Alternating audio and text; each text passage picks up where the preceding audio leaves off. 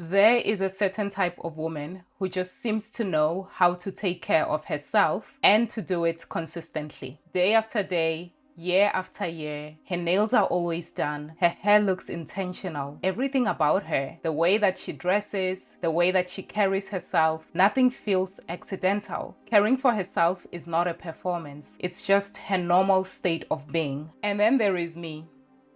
I am not that woman. It is genuinely not unusual for me to leave the house looking completely uncared for. The only times you'll see me put effort into my appearance is when there is an audience. Maybe it's an event, an after work, a date. That's when I'll suddenly buy new clothes. I'll probably spend about 3 hours doing an everything shower to prepare for the event. Honestly, that's a little bit embarrassing to admit, and I have been thinking about why I'm like this. Maybe it's because no one taught me the importance of caring for myself consistently, or maybe it's because I've spent most of my adult life in survival mode to where beauty and self-care never felt that important. And when your brain thinks everything is a matter of life and death, beauty, softness, and self-care are not exactly priorities. But now I'm 32.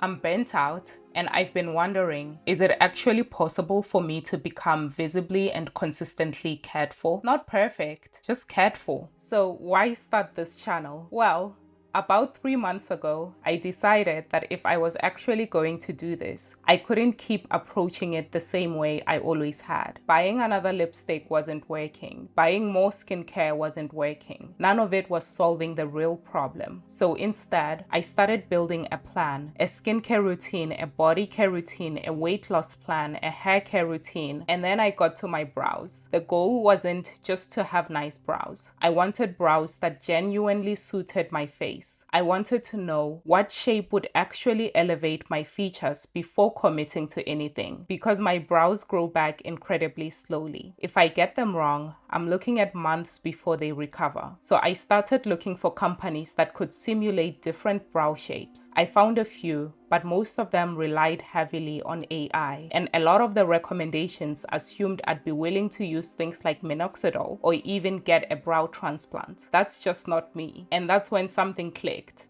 I realized I always wanted to understand this myself, not just my brows, my face, my skin, my hair, what actually works for me, not for an AI generated face, not for an influencer, for me. And I thought, maybe there are other people who'd like to see that journey too. So that is what this channel is. This is not going to be a glow up where I buy products and hope for the best. This is going to be a very personal, very honest experiment. I want to figure out what it would actually take for me to become someone who looks visibly and consistently cared for. And maybe even more importantly, I want to figure out how to maintain it. Because let's be honest, keeping up with beauty routines can quickly start to feel like a full-time job. And I honestly don't have the nervous system for that. So alongside the glow up itself, I will be sharing the systems, the routines, the habits that make caring for myself actually feel manageable.